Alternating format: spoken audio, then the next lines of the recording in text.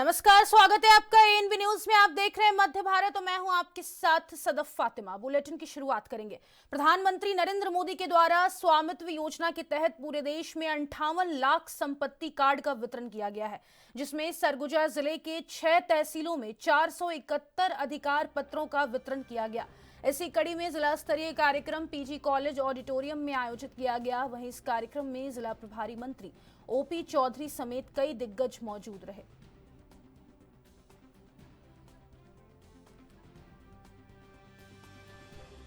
स्वामित्व योजना वर्षों नहीं, दशकों नहीं, पीढ़ियों से गांव में जो लोग आबादी पे बसे हैं, इस तरह की ज़मीनों में रहते हैं, उनको अपने ज़मीन का अधिकार नहीं मिल पा रहा था।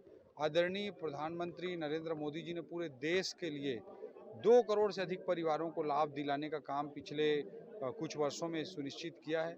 इससे लोग उस दस्तावेज के एवज में लोन भी ले पाएंगे, उस ज़मीन की खरीद बिक्री भी कर पाएंगे और पूरी अर्थव्यवस्था में लोगों को एक अलग मजबूती मिलेगी। निश्चित रूप से उससे लोन मिल पाएगा, कुछ अपना व्यवसाय चालू कर सकते हैं, अपने पैरों पे खड़ा हो सकते हैं। और अधिकांश जो स्वामित्व के पट्टे हैं, जो कागजात हैं, वो माताओं बहनों के नाम से हैं। पुरुषों के नाम से हैं तो माता को उसमें उनकी वाइफ को उसमें सहखातेदार के रूप में उनका भी नाम रजिस्टर किया गया। इससे माताओं बहनों के सशक्तिकरण को भी एक नई ऊंचाई मिलेगी। और रोड सुरक्षा सप्ताह चल रहा है, तो निश्चित रूप से प्रशासन की इस इनिशिएटिव जनता के साथ जुड़ने के लिए हम सब बाइक में जाएंगे।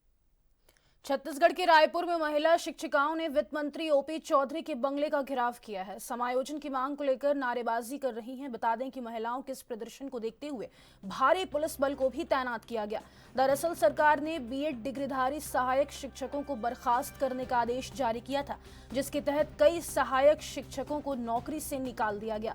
वहीं बड़ी संख्या में बीएड महिला सहायक शिक्षकों ने अपनी मांगों को लेकर प्रदर्शन किया।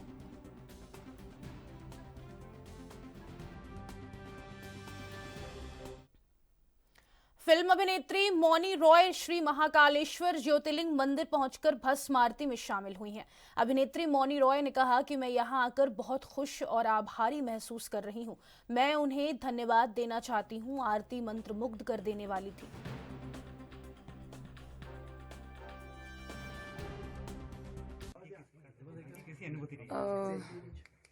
बहुत अद्भुत और अलौकिक अनुभूति रही।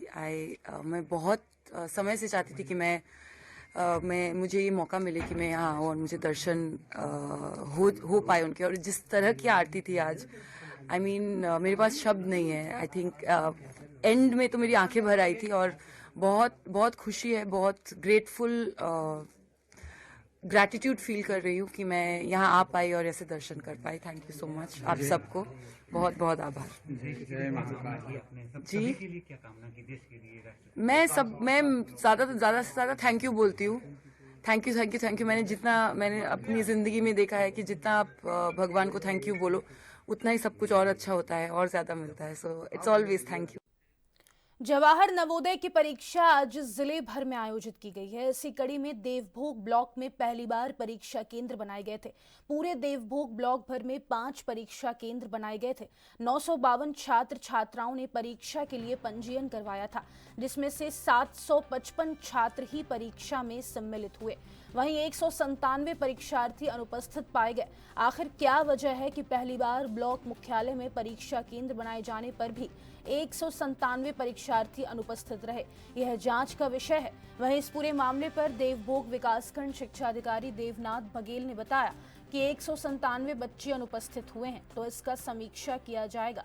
सवाल तो यह भी है कि व्यापक प्रचार प्रसार की कमी के कारण बच्चे परीक्षा देने से वंचित तो नहीं हुए, यह भी जांच का विषय है। कठिन नहीं था तो मेरा परीक्षा अच्छा गया। कौन सा सब्जेक्ट अच्छा लगा आपको? मेरे को हिंदी और मैथ्स अच्छा लगा और मानसिक योग्यता। तो बाकी परीक्षा कैसा लगा? अच्छा लगा, सबसे अच्छा लगा ये। लेकर कितना एक्साइटेड? बहुत एक्साइटेड हैं। तो पास हो जाओ? हाँ। क्या नाम लिखो? अमृतेश बघेल। नवोदय का परीक्षा देने आए थे, कैसा पेपर गया? क्या सरल लगा, क्या कठिन लगा, कैसा? मैथ्स का पेपर सरल था और बाकी सब थोड़ा थोड़ा कठिन था और बहुत अच्छा गया पेपर। बहुत अच्छा लगा। हाँ पास हो जाओगे? हाँ परीक्षा को लेकर कैसा लग रहा है? अच्छा अच्छा लग रहा है? हाँ अच्छा बनाया है? हाँ पूरा बनाया है? हाँ पास हो जाओगे? हाँ दूसरा परीक्षा से परीक्षा कैसा लगा? ये परीक्षा थोड़ा सा कठिन था लेकिन अच्छा लगा। अच्छा लगा।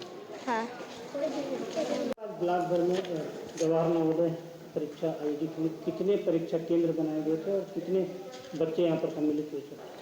पूरे विकास खंड में 5 परीक्षा केंद्र आवंटित किए गए थे। Boys higher secondary Deobhog, girls higher secondary Deobhog, Shishu Mandir Devbhog, DAV Devbhog और बीएचएन डोहेल देवभोग। इस प्रकार 5 आवंटित केंद्रों में 952 बच्चे नामांकित थे, जिसमें से 755 बच्चे उपस्थित हुए और 197 बच्चे अनुपस्थित रहे। सर, इतने बच्चे अनुपस्थित रहे, कारण क्या बताया जा रहा है? प्रचार प्रसार की कमी या फिर पालकों में रुचि नहीं है? नहीं, प्रचार प्रसार हमारे शिक्षा विभाग से हमको जून से इसका निर्देश दिया गया था और हमारी तैयारी जून से थी नवोदय विद्यालय की तैयारी करने के लिए। किसी कारण से बच्चे नहीं आएंगे ये तो पालक ही बता पाएंगे, किंतु हमारे स्तर पर पर्याप्त कोशिश किया गया था, प्रचार प्रसार भी किया गया था और भारी मात्रा में अब तक इतनी संख्या में 5 केंद्रों में पहली बार देवभोग में संचालित हुआ है और निश्चित रूप से हम 197 बच्चे एब्सेंट हैं। सिलसिलेवार इसका एक एक सेंटर से पता करेंगे और कहां से बच्चे एब्सेंट हुए हैं उनका हम समीक्षा करेंगे। नगरीय निकाय चुनाव से पहले नए कार्यकर्ताओं को पार्टी से जोड़कर शक्ति प्रदर्शन करने का दौर जगदलपुर में शुरू हो गया है। राजीव भवन में बस्तर जिला कांग्रेस कमेटी के शहर अध्यक्ष सुशील मौर्य के समक्ष अब्दुल कलाम वार्ड के निवासी और बीजेपी समर्थक 100 से अधिक लोगों ने कांग्रेस पार्टी का दामन थाम लिया है। शहर जिला अध्यक्ष और कांग्रेस के अन्य पदाधिकारियों ने नए नवेले कार्यकर्ताओं को कांग्रेसी गमछा पहनाकर विधिवत कांग्रेस ने प्रवेश कराया। कांग्रेस शहर अध्यक्ष सुशील मौर्य ने कहा कि पार्टी की रीति नीति से प्रभावित होकर इन लोगों ने कांग्रेस में प्रवेश किया है। इस दौरान उन्होंने आगामी नगरीय निकाय चुनाव में पार्टी की जीत का दावा भी किया।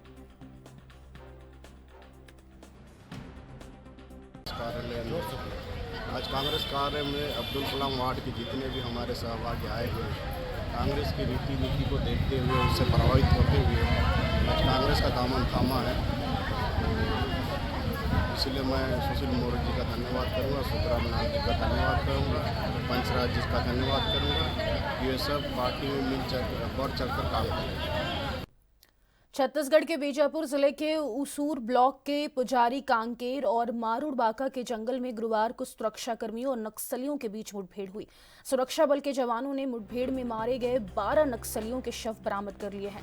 यह संख्या और भी बढ़ सकती है। बीजापुर और तेलंगाना की सीमा पर 3 जिलों के नक्सलियों के खिलाफ जवान बड़ा ऑपरेशन चला रहे हैं। गुरुवार को सुरक्षा कर्मियों की एक संयुक्त टीम नक्सल विरोधी अभियान पर निकली थी। दक्षिण बीजापुर के जंगल में सुबह करीब 9 बजे गोलीबारी शुरू हो गई। अभी सर्च ऑपरेशन जारी है।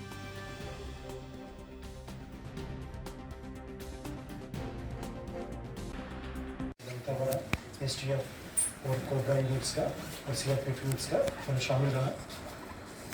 मुठभेड़ के जिस अभियान के दौरान रात 9 बजे से अनेक बार सुरक्षा बल और माओवादियों के बीच में मुठभेड़ हुई। मुठभेड़ को इलाके के सर्चिंग के दौरान 5 महिला माओवादी सहित कुल 7 माओवादियों का डेड बॉडी बरामद की गई थे। प्रथम दृष्टिया से ये जो पीएलजी बटल नंबर 1 और सीआरसी कंपनी रानी पीएलजी फॉर्मेशन का माओवादियों के का होने का संभावना है, जिसका भी शिनाख्ती कार्रवाई की जा रही है। जैसे ये इलाका पीएलजी बटल नंबर 1 और सीआरसी का एक मजबूत गढ़ के रूप में लोग जानते हैं इस इलाका को, और इस इलाका में माओवादी द्वारा विगत वर्षों में अपना आधार क्षेत्र बनाकर अनेक प्रकार के जो हिंसात्मक गतिविधि को अंजाम दिया, विकास कार्य को न होने दिया और क्षेत्र की जनता को तमाम तरीके से प्रताड़ना किए गए थे। इन सब चीज़ों को ध्यान में रखते हुए शासन का, भारत सरकार का, छत्तीसगढ़ शासन का और हम सबका मंशा कराना है। उस सिलसिला में विगत समय में भी कई अभियान औरेला पेंड्रा मरवाही जिले की एंटी नारकोटिक्स टास्क फोर्स ने मादक पदार्थ तस्करी के खिलाफ एक बड़ी कार्रवाई को अंजाम दिया है। इस अभियान के दौरान 73 किलोग्राम गांजा, 2 4 पहिया वाहन, साथ ही 5 मोबाइल फोन और अन्य सामग्री जब्त की गई है। गिरफ्तार किए गए सभी आरोपी अनूपपुर जिला मध्य प्रदेश के निवासी हैं। वहीं जीपीएम जिले के पुलिस अधीक्षक भावना गुप्ता ने कहा कि यह सफलता हमारी टीम के सतर्क प्रयासों और जनता के सहयोग का परिणाम है। अनूपपुर जिले के तस्करों की पहचान कर उन्हें गिरफ्तार किया गया है। भविष्य में भी मादक पदार्थ तस्करी के खिलाफ यह अभियान जारी रहेगा। जैसा कि अभी आप लोग जानते हैं कि राज्य शासन जो है वो मादक पदार्थों के अवैध तस्करी को लेकर के सबसे ज़्यादा संवेदनशील है और स्पेशल यूनिट ANTF का भी गठन अभी राज्य शासन द्वारा किया गया है। तो उसी तारतम्य में पुलिस महानिरीक्षक महोदय और SP मैडम के निर्देश पर हम लोग लगातार प्रयास कर रहे हैं कि यहाँ पर से कोई भी अवैध मादक पदार्थ है उसकी तस्करी न हो सके। हम लोग को मुखबिर से सूचना मिली थी कि बलांगीर उड़ीसा से कुछ लोग हैं वो 2 गाड़ियों में लेकर के अवैध गांजा लेकर के आ रहे हैं। तो हम लोगों ने भनवारटन जंगल के पास में हमारी टीम लगाई हुई थी और जैसे ही उन गाड़ियों को देखा गया तो उनके लिए हम लोगों ने MCP लगाया और MCP लगा करके उनको किया। इस दौरान में हम लोगों ने 5 आरोपियों को गिरफ्तार किया जिनके पास से लगभग 73 किलो गांजा पैकेट में जो रखे हुए थे उसकी जब्ती की गई है।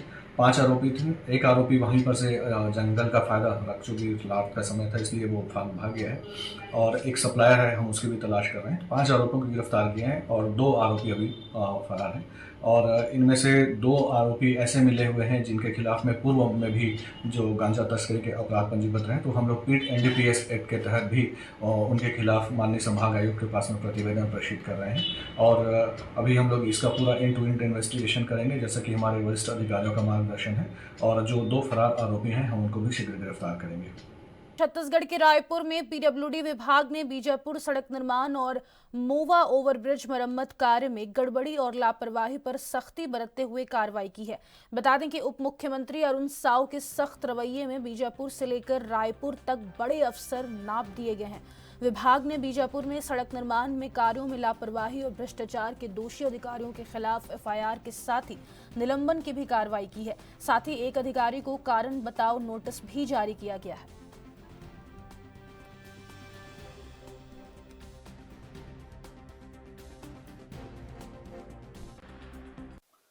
सर, बीजापुर और मोवा मामले में आज PWD ने बड़ी कार्रवाई की है।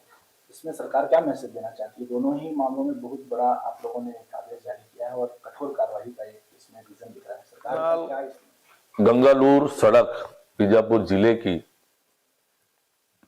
हमने 25 दिसंबर को जांच समिति का गठन किया था। अधीक्षण अभियंता के नेतृत्व में 8 जनवरी और 9 जनवरी को सुरक्षा व्यवस्था उपलब्ध होने पर उस सड़क की जांच की गई। जांच में गड़बड़ियां पाई गई, अनियमितता पाई गई और प्रथम दृष्टया मिली भगत का भी मामला उजागर हुआ है। और इसलिए एक तरफ जहां हमने संबंधित अधिकारियों के खिलाफ FIR का निर्णय किया है, FIR के लिए आदेश जारी किया है, वही विभागीय कार्यवाही भी संस्थित करने का निर्णय लिया है संबंधित अधिकारियों के खिलाफ। इसी तरह से मोवा के ओवरब्रिज के मामले में 10 जनवरी को प्रत्यक्ष रूप से मैं स्वयं निरीक्षण किया था और जांच का आदेश उसी दिन दिया था और जांच रिपोर्ट आई है। जांच रिपोर्ट पर विचार करते हुए हमने कार्यपालन अभियंता, अनुभागीय अधिकारी और 3 सब इंजीनियर, कुल मिलाकर 5 अधिकारियों को मोवा ओवरब्रिज मामले में हमने निलंबित करने का आदेश जारी किया है। उन पर विभागीय जांच चलेगा और उसके आधार पर कार्यवाही होगी। साथ ही ठेकेदार को भी नोटिस जारी किया है कि क्यों ना उन्हें उनका लाइसेंस निरस्त किया जाए, निलंबित किया जाए, कार्यवाही की जाए और जो जवाब आएगा उसके आधार पर ठेकेदार पर भी कार्यवाही होगी। ये सुशासन की सरकार है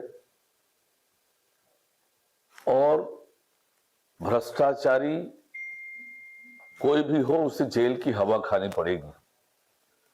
जनता की गाढ़ी कमाई का पैसा किसी भी कीमत पर किसी को लूटने नहीं दिया जाएगा, खाने नहीं दिया जाएगा।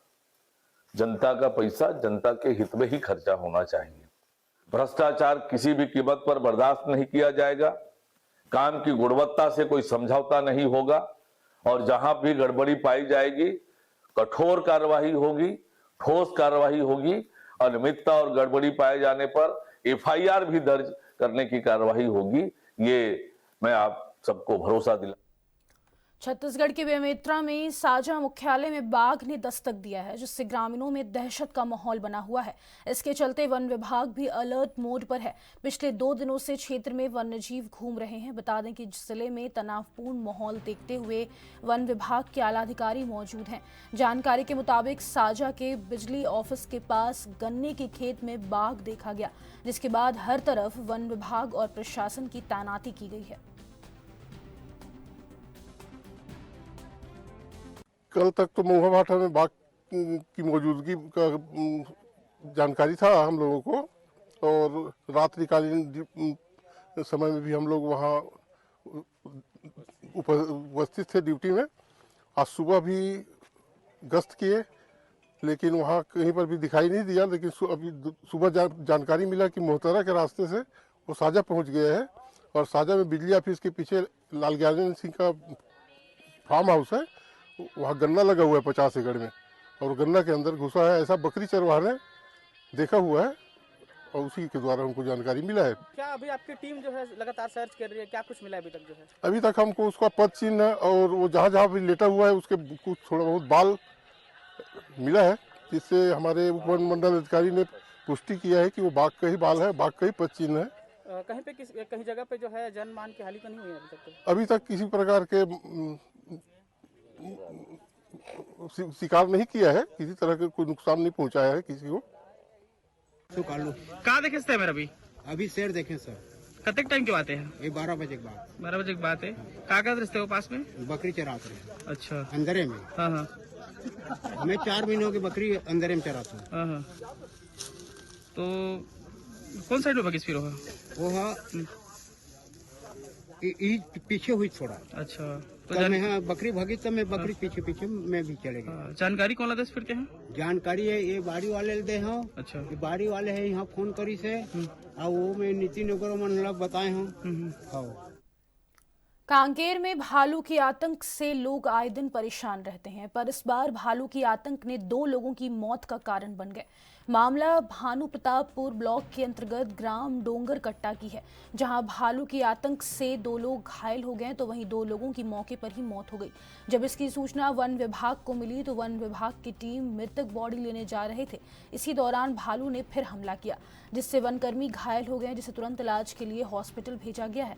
मिली जानकारी के अनुसार दोनों मृतक शंकरलाल और सुखलाल रिश्ते में पिता और पुत्र थे।